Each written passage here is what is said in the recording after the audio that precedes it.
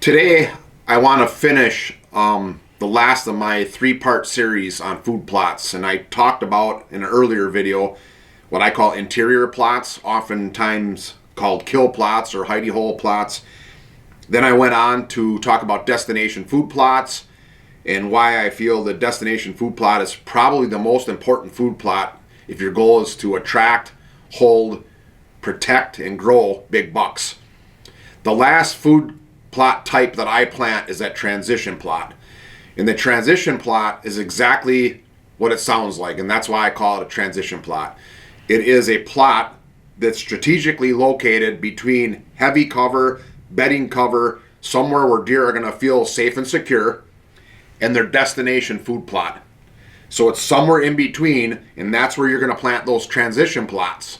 The transition plot then becomes a plot that's on the edge of cover, on the fringes of cover. And they can best be described as the salad bar of a fancy restaurant. When you go to a nice restaurant and you order your main meal, a lot of times you'll get a separate salad bar. And that's really what the transition plot is. So it's not where the deer are going to get their nutrition or where they're going to get all their calories for the day or where their best food source is. That's the destination food source. And that's where you want the deer to end up every night, to have that bed to feed pattern.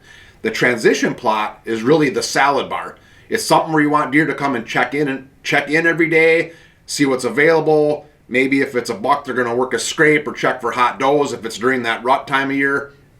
But the transition plot is all about manipulating deer movement. It's about getting deer in range to kill them with your archery equipment. That's why they're on the fringes. Maybe they're along fence lines or areas where it's very easy to access, hunt them, keep the deer in front of you. So let's say you're hunting a bed to feed pattern and your access is through a cow pasture, for example. You want the deer all in front of you. So the deer are going to come from their bedding area, maybe off to your right. They're going to come through your transition plot and head out to your destination food plot to your left. They're never going to get downwind of you, never going to get behind you. You're always hunting that edge.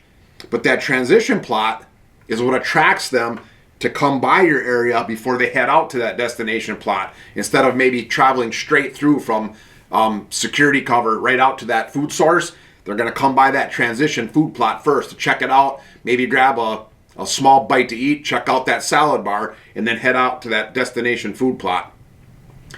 The key with making a transition plot work is its location in between destination food and bedding, and it's your access as a hunter, because these transition plots are hunting plots.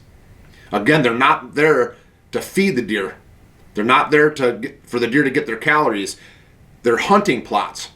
So I've mentioned this already, but a goal with a transition plot is not to feed the deer. It's to entice the deer. It's to manipulate their deer movement so that you can get a shot at them with your archery equipment.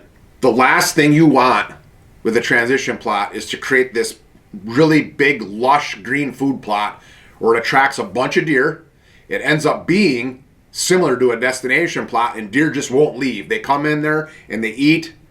They're there for the majority of their calories for the day, and they end up busting you. They hang around and they bust you. They either are playing around and they get downwind of you, or there's a family group of does and they catch you moving the wrong way and they bust you. That's not what you want. And it's why you don't necessarily want these green food plots to be really, really attractive and lush and green.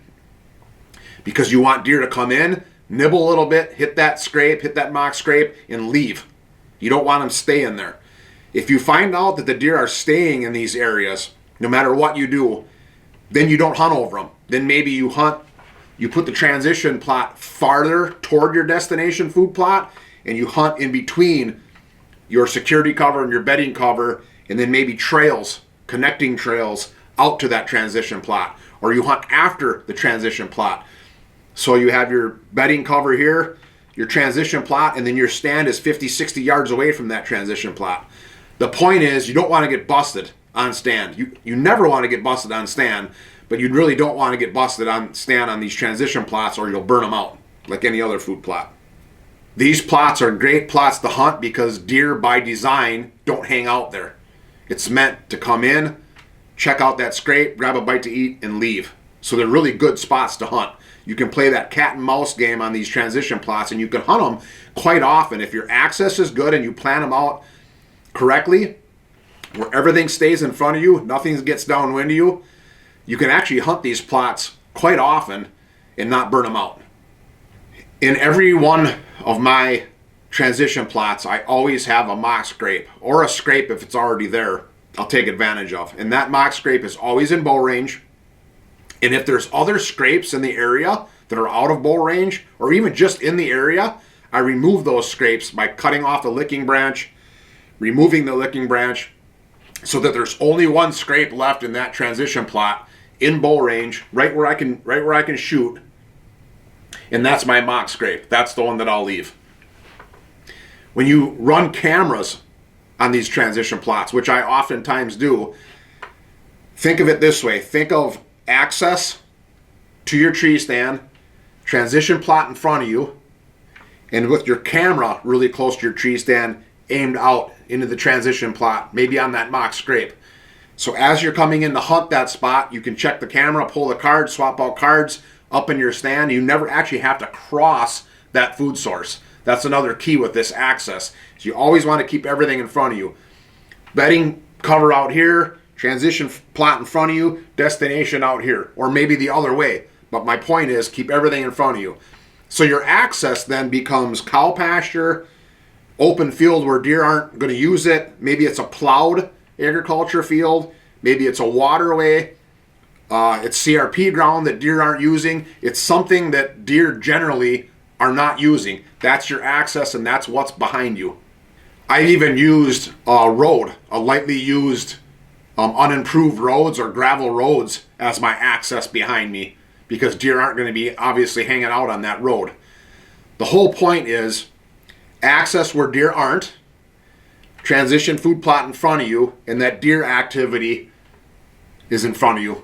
These transition plots are always planted in green, and I'll use the same green food plot blend I use in all of my green food sources, and that's 50 pounds per acre, winter rye or winter wheat, whatever's more readily available to you. 15 pounds of crimson clover, 15 pounds of oats. Because these food plots are not designed as necessarily to be the most attractive, again, it's just the salad bar of the meal, I'll use leftover seed, old seed, I'll throw in brassicas if I have any leftover old seed. These don't have to be the most lush and green and attractive food plots in the world.